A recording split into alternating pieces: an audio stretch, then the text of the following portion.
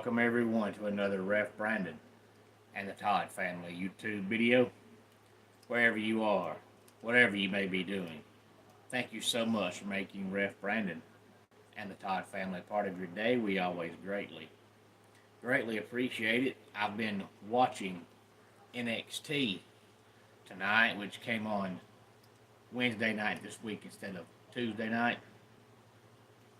And they are at the old ECW arena. And I was hoping that they would decorate it just like it was back in ECW days so you would know they were there. And when it came on, they even played the old ECW song for a few seconds. So I thought, oh yeah, it's going to be ECW like. And it wasn't. I mean, they brought in a lot of the old stars like Dawn Marie, Francine made an appearance, Rhino was there, the Dudley Boys were there, Rob Van Dam was there, but you couldn't tell that they were in Philly. If they hadn't have told you they were there, you wouldn't have known by looking, but it was an outstanding show nonetheless. But I decided to forfeit the final segment of the main event to go ahead and come in here and discuss some college football here on this Wednesday night. If you jump in here live, feel free to leave a comment in the comment section down below. Make sure you give the video a like and a thumbs up. Share the video on all social media platforms. If you have not yet subscribed, please do so. It takes 2 seconds. It's free, and it helps the channel out tremendously. Of course, right now we're in the midst of 57 consecutive days of either college football or the NFL. We had college football last night. We've got college football going on tonight. And then, of course, tomorrow night, 8 o'clock on ESPN, we have Appalachian State and Coastal Carolina, which should be a good game because both teams are about evenly matched this year. But unfortunately, it's not going to be the matchup you would have expected 6 months ago. Typically, both these teams are 9 or 10 win teams. This year, they're both 4-4. So it should be a good game, but it'll be a good game with two average teams as opposed to a good game between two really good teams. Also, tomorrow night, 8 o'clock on ESPN2, we have Florida Atlantic and East Carolina. Hey there, Eric. Glad to have you here.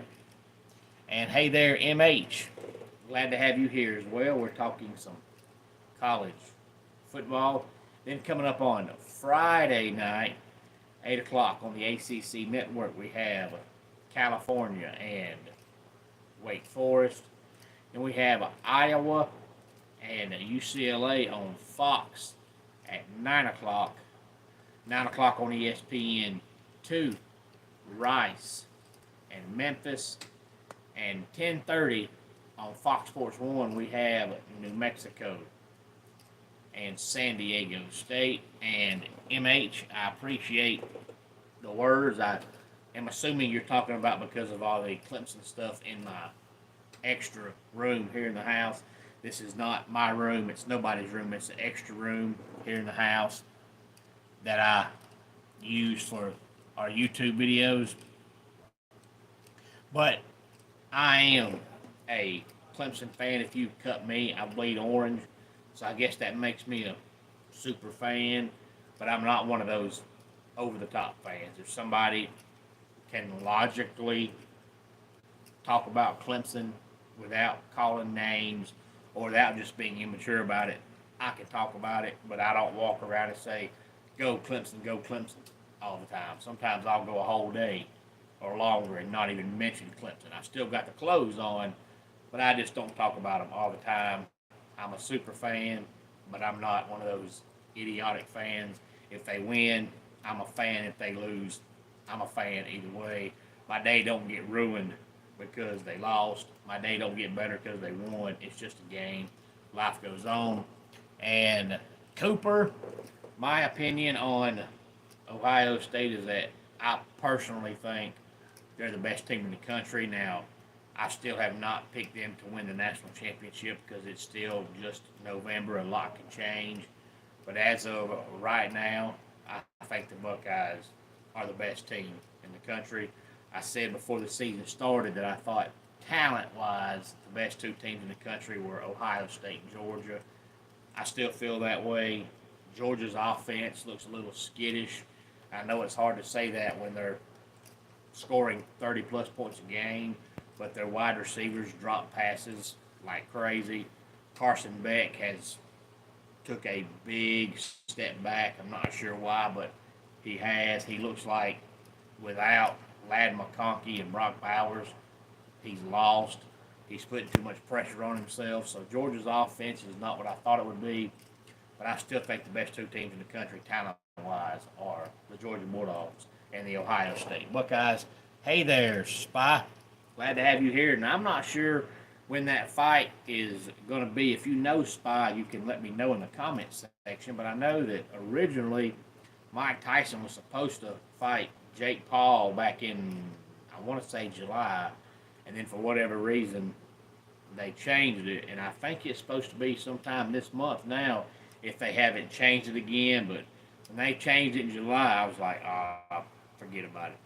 I was all excited about watching it. Now you changed it.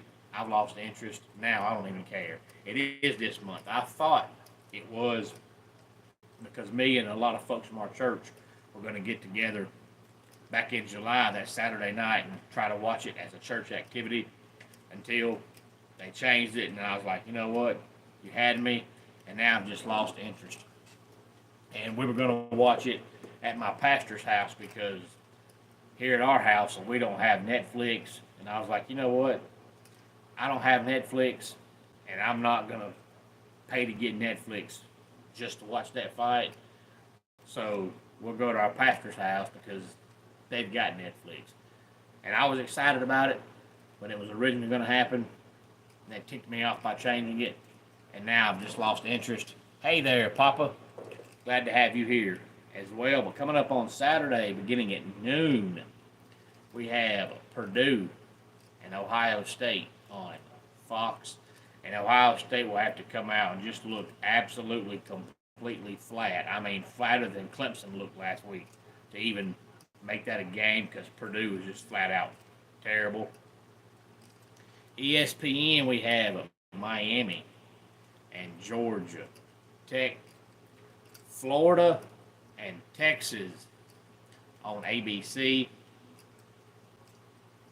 Minnesota and Rutgers on NBC, Syracuse and Boston College on the CW, West Virginia and Cincinnati on Fox Sports 1.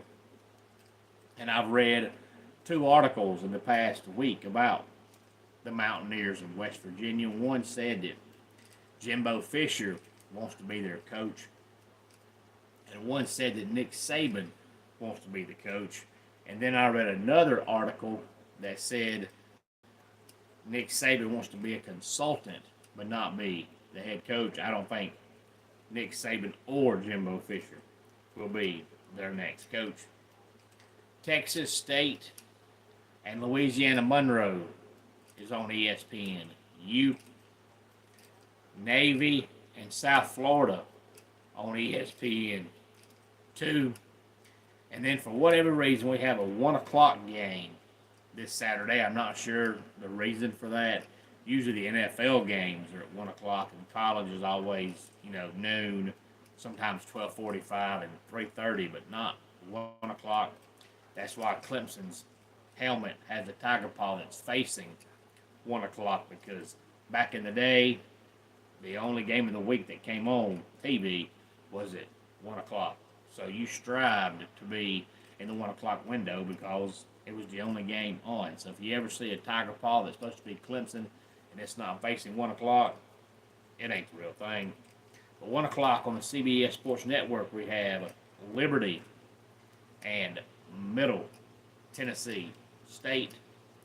3:30 on ABC, Georgia and Ole Miss. Hopefully, since it's November now, people are adjusting to the fact that the 3:30 SEC game is no longer on CBS. It's now on ABC, and CBS still uses the same theme song they used to use for the SEC, but now they use it for the Big Ten. Hey there, Olivio. Glad to have you here on this Wednesday night. Speaking of CBS and the Big Ten, Michigan and Indiana will be the 3:30 CBS game. Fox Sports 1, Iowa State and Kansas. ESPN 2, Army and North Texas.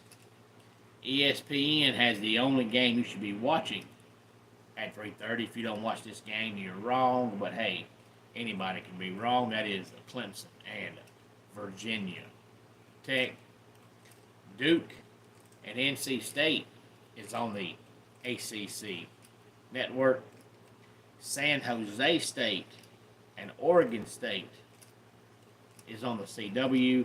4 o'clock on Fox, we have Colorado and Texas Tech.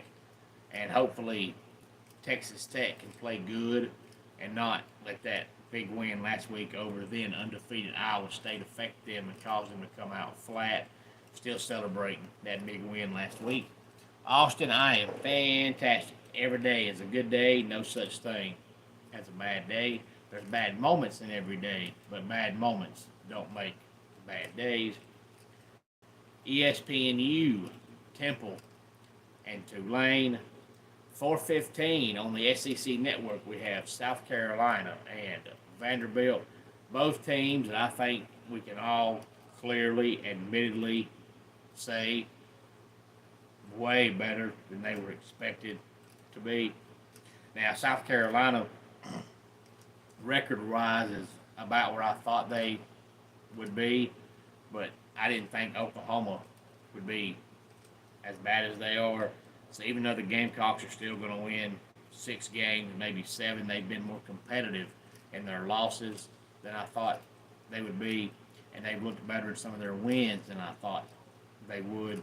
But that's not just because they're better, it's because some teams they played aren't as good as I thought they would be.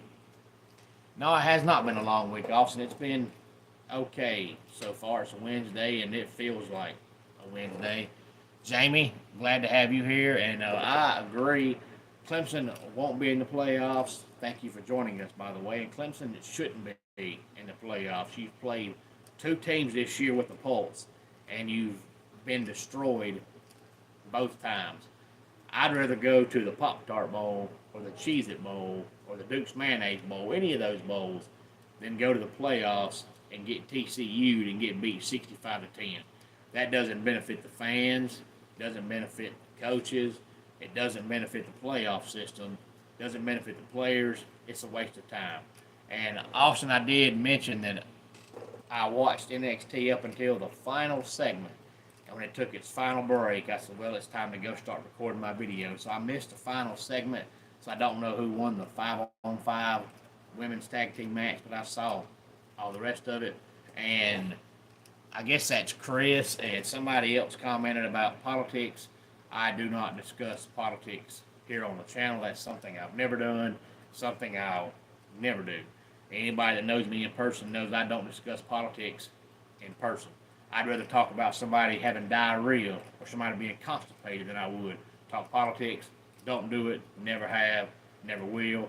I'd rather watch paint dry. I'd rather watch grass grow. It's a waste of time, and I don't talk about it. 4:15 on the SEC network, South Carolina. Vanderbilt. 4:30 on the CBS Sports Network, Jacksonville State and Louisiana Tech.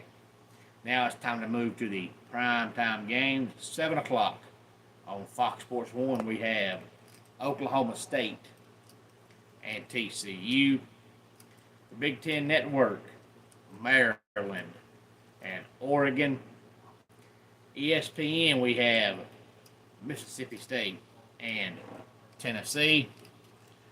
Austin, I will watch SmackDown. It probably won't be Friday because we're having church on Friday, but I will watch it sometime later on down the road. If not, I'll at least read the results.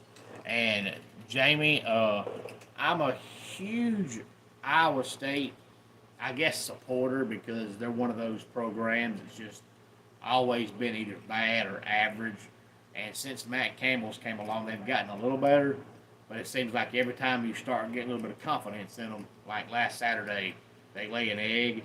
But I like the Cinderella stories. I like the underdog stories. So I would like to see Iowa State do something just because it's somebody different. But if they make the Big 12 championship game, knowing how Matt Campbell always blows a game when this team can do something, they'll probably get beat. But they're still really good. Now, the quarterback, Rocco Becht, is a really good quarterback. And I'd be interested to know how many pieces of gum Matt Campbell chews during the game. I would say if you took Iowa State's coach, Matt Campbell, and Iowa's coach, Kirk Ferentz, and put them together, they probably chew about 10 packs of gum on Saturday game day. ESPN2, we have Central Florida and Arizona State. 7:30 on NBC, Florida State and Notre Dame. And boy, that's a bad primetime matchup. Florida State is just flat out awful. And if Mike Norvell doesn't do something next year, he's going to develop the reputation of being just like Jimbo Fisher. Because if you recall, when Jimbo Fisher was at Florida State, the 2 years he had Jameis Winston, he was the best coach you ever seen. But without Jameis Winston, he's just average. I think I saw, maybe it was yesterday or Monday one, that without Jordan Travis as the Florida State quarterback, Mike Norvell is, I want to say it's 4-17 or 4-13, and that's awful. You know, you're not always going to have a game changer at quarterback, so it's okay to not go 11-1, 10-2, but you can't go from 10-2 to 2-10 just because you don't have that quarterback. You can't fall off like that. ABC 7:30, Alabama and LSU. Hopefully LSU wins this game, and maybe that'll end the season for Alabama as far as the playoffs. I doubt it. They can go 6-6, and I think they still get in. That's just my personal opinion. Mike Norvell will probably be gone. I don't think so. First of all, his buyout, I believe, is too much. Second of all, I know they're awful this year, and they're not just awful because of one thing. I mean, their receivers can't catch, they can't run the ball, the offensive line can't block, the defense can't tackle, they can't kick field goals. I mean, they suck in every facet of the game. But they were so good last year. I don't know if you can go from being really good one year to being really bad the next year and fire the coach, but it's possible. But now, if 2025 rolls around and Florida State's 3-9, 4-8, he might be in trouble next year. But they've got to go out and get a quarterback. I think DJ will transfer again. I know he played more than 4 games, and supposedly you lose your red shirt in 4 games. But I've seen players in college now for 12 years. So you can't tell me that DJ can't get a medical red shirt. I think he will. But the DJU thing at Florida State just wasn't a fit. It was a dumb idea. Whoever told DJ to go there is an idiot. It was an awful idea, terrible idea. So I think DJ will transfer, but I think he'll be in college again somewhere next year. And Brock Glenn just sucks. I mean, he's just not that good. Now, their third-string quarterback that has that funky name supposedly is their quarterback of the future, but he ain't really played enough yet for us to know how good he might be. And even if he is as good as you say he is, you've got to have a backup, and it's not Brock Glenn. Brock Glenn could not hit water falling out of a boat. He is terrible. He is awful. 9:45 on Fox, we have Fresno State and Air Force. 10:15 on ESPN, BYU and Utah. They call that game the Holy War. It's usually typically a good game, But Utah's been one of the more disappointing teams this year. Utah is always good, and their coach Kyle Whittingham is one of those coaches that even if they're having a down year talent wise, he typically can squeeze out 8 or 9 wins. Not this year. They're going to be lucky to win 7, and that's pushing it. I know they ain't had their quarterback, but Cam Rising's been in college for 25 years and played 6 games. So they should by now be adjusted to Cam Rising not playing, because chances are Cam Rising is never going to play. Cam Rising can play collegiate football for 145 years and play 15 games, so he's never available. But he didn't play last year, and they were still a 9 or 10 win team. This year, I'm not sure what's happened, but they've been awful. But hopefully, since that is the Holy War, that will end up being a good game. 10:30 on CW, Utah State and Washington State. You think both Georgia and Bama will lose this weekend? There's a good possibility of that. Both teams are on the road, and it is hard to win on the road. But when Alabama had Nick Saban, they always found a way to beat LSU, just because that was one of Saban's former teams he coached at. So if Bama still had Nick Saban, I might still pick them. But since they don't, and there's been times this year their offenses looked just out of sync, out of sorts, out of whack for whatever reason. So that gives LSU hope. And Garrett Nussmeier, if he can just stand back there and throw the ball, he's got a phenomenal arm with great pinpoint accuracy. But he is an absolute complete statue.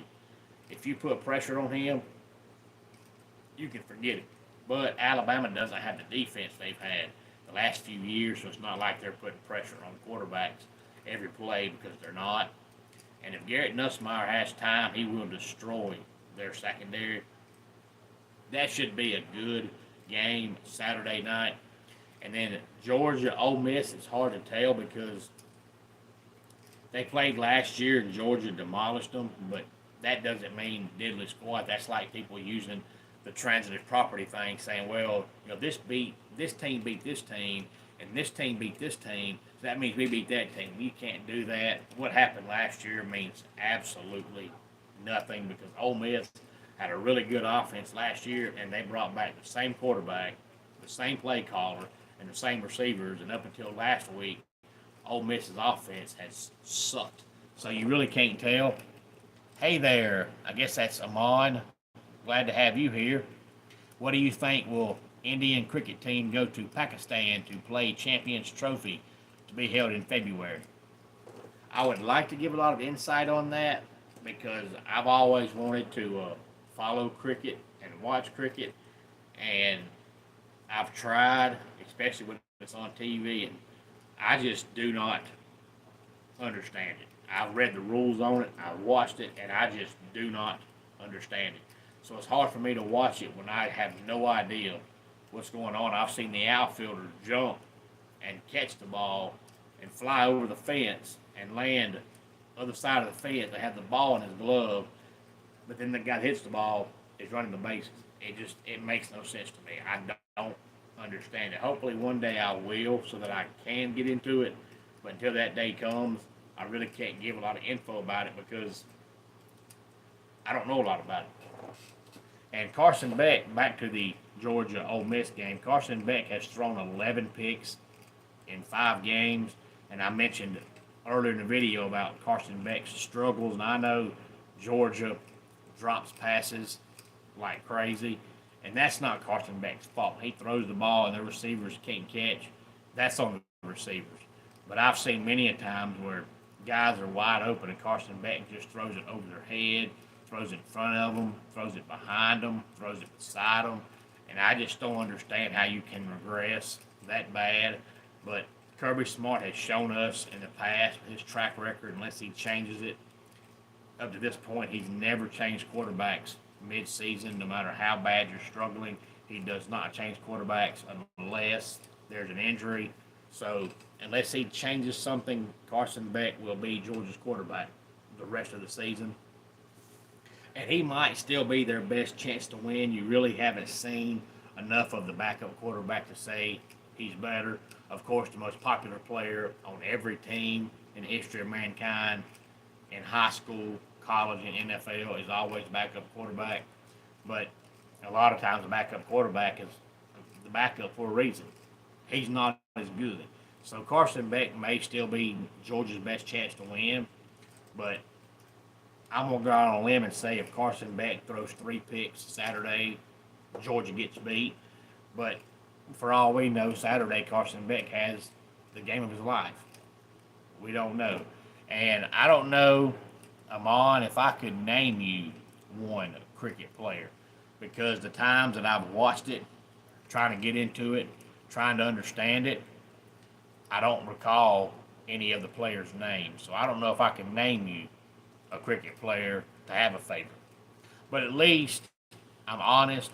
I'm not like some people that will go, talk about a sport like hockey, and they ain't never watched a hockey game in their life.